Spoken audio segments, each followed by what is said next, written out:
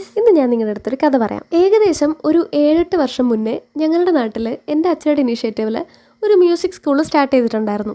അപ്പോൾ ആ മ്യൂസിക് സ്കൂളിലേക്ക് ഒരു ബാക്ക് ലൈറ്റ് ഫോട്ടോ ഇതേപോലെ ചെയ്യാൻ വേണ്ടിയിട്ട് നമ്മൾ ഒരാളെ ഏൽപ്പിച്ചിട്ടുണ്ടായിരുന്നു. പക്ഷെ ആ ദിവസം ഈ ചേട്ടന് കറക്റ്റ് വരാൻ പറ്റിയില്ല. പക്ഷേ അച്ഛയ്ക്ക് ഇതേപോലത്തെ ഒരു ഫോട്ടോ തന്നെ അവിടെ വെക്കണം എന്നുണ്ടായിരുന്നു. അതുകൊണ്ട് എന്ത് ചെയ്തു, ഈ വർക്കിനെ പറ്റി അച്ഛയ്ക്ക് പ്രത്യേകിച്ചൊന്നും അറിയില്ലെങ്കിലും തന്നെത്താനെ എങ്ങനെയെങ്കിലുമൊക്കെ ചെയ്യാമെന്ന് വിചാരിച്ച് അച്ഛ ഈ വർക്ക് ചെയ്യാൻ തുടങ്ങി. ഇത് നിങ്ങൾ വിശ്വസിക്കുമെന്ന് എനിക്കറിയില്ല.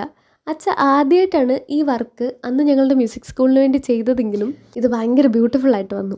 ആദ്യം തട്ടിക്കൂട്ടി ചെയ്തൊരു പരിപാടിയാണെങ്കിലും അവിടെ വന്നവരൊക്കെ ഇതിനെപ്പറ്റി അന്വേഷിച്ച് തുടങ്ങിയപ്പോൾ നമ്മളിതൊരു ബിസിനസ്സായിട്ട് സ്റ്റാർട്ട് ചെയ്തു. സത്യം പറഞ്ഞാൽ ആ മ്യൂസിക് സ്കൂൾ എങ്ങനെയെങ്കിലും കണ്ടിന്യൂ ചെയ്യാന്നുള്ളതായിരുന്നു അച്ഛയുടെ ഉദ്ദേശം. പക്ഷെ നമ്മൾ ഉദ്ദേശിച്ച പോലെ അത് അത്ര ലാസ്റ്റ് ചെയ്തില്ലായിരുന്നെങ്കിലും നമുക്ക് പുതിയൊരു വേ ഓഫ് ഇൻകം ഓപ്പൺ ആയി. ഞാൻ വലിയ മോട്ടിവേഷൻ സ്പീക്കർ ഒന്നുമല്ല, പക്ഷെ എന്നാലും എനിക്ക് ഫീൽ ചെയ്തൊരു കാര്യം ഞാൻ പറയാം. ചിലപ്പോൾ നമ്മുടെ ലൈഫിൽ നെഗറ്റീവായിട്ട് സംഭവിച്ച പല കാര്യങ്ങളായിരിക്കും പുതിയൊരു കാര്യത്തിലേക്ക് നമ്മൾ ഡൈവേർട്ട് ചെയ്ത് വിടുക. അപ്പോൾ ചിലതൊക്കെ ഫ്ലോപ്പ് ആകുമ്പോൾ നെഗറ്റീവ് അടിച്ചിരിക്കാതെ സ്റ്റേ പോസിറ്റീവ്.